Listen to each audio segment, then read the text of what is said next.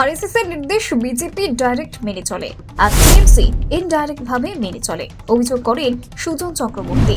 RSS যা বলে BJP সেইভাবে চলে ডাইরেক্ট।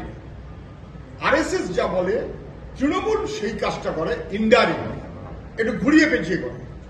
ফলে তৃণমূল কখন কি বললো তার উপর কিচ্ছু নির্ভর করে না। আরএসএস এর নির্দেশ যা সে অনুযায়ী তৃণমূল চলে। আমরা দারুণভাবে নাগরিকত্বের এসব যা হচ্ছে এনআরসির বিরোধী, অথচ এই এনআরসি সংক্রান্ত আইনটা 2003-এ মমতা ব্যানার্জি তখন দিল্লির মন্ত্রী।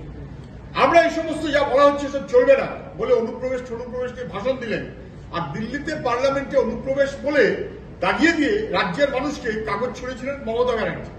এসআইআর আমার মৃতদেহের ওপর হবে, আমি বেঁচে থাকতে প্রাণ থাকতে হবে না। এসআইআরটা হচ্ছে, উনি সবই করছেন।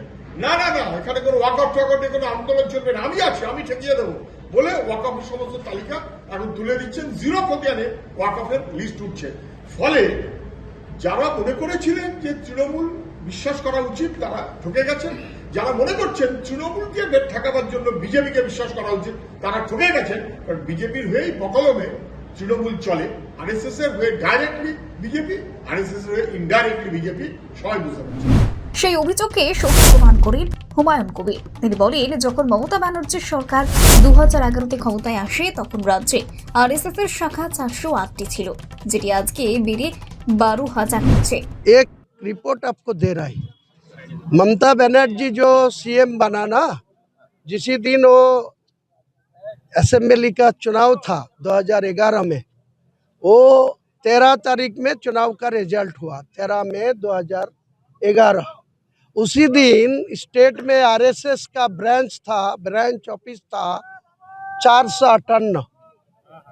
ये 14 साल मुख्यमंत्री रहने के बाद आज के दिन में सारे बांग्ला में, हिंदू इलाका में आरएसएस का ब्रांच ऑफिस हो गया 12,000। इसीलिए अब मालूम पड़ रहा कि मुख्यमंत्री किसके लिए काम कर रहा है, किसके लिए इतना डेवलपमेंट कर रहा है। সুজন চক্রবর্তী আরো বলেন, হুমায়ুনের সাসপেনশন লোক দেখানো। না জানিয়ে হুমায়ুন কবির চলে, এটা যদি কেউ ভাবেন তাহলে বেঠে। কংগ্রেসের হুমায়ুন কবির তৃণমূল হয়ে, বিজেপি হয়ে, কংগ্রেস হয়ে আবার তৃণমূল, মানে এই কি তৃণমূলের নেতারা জানতো না 30% মানুষ যারা তাদের কেটে গঙ্গায় হিন্দু ভাসিয়ে দেব, এটা বলার পরে তার বিরুদ্ধে কোনো ব্যবস্থা যে নেয়নি তৃণমূল, তারা হুমায়ুন কবিরের বিরুদ্ধে ব্যবস্থা নেবার জন্য সাসপেনশন করেছে নাকি লোক দেখানোর জন্য সাসপেনশন করেছে? যেহেতু মুখ্যমন্ত্রী বারে বারে ওই কত মন্দির করবেন হিসেব দিয়ে যাচ্ছেন, আর ও একটা কি বাবরি মসজিদ বলেছে, কথাটা এসছে বাবরি মসজিদ কেন, শুধু মসজিদ নয় কেন, এই রকম একটা বিতর্কের কারণে আপাতত একটা সাসপেন্ড বলে দেখিয়ে দিল। গরুর গাড়ির হেডলাইট তৃণমূলের কোনো ভূমিকা নেই। ব্যুরো রিপোর্ট, জনতার কথা, সত্য সবার আগে।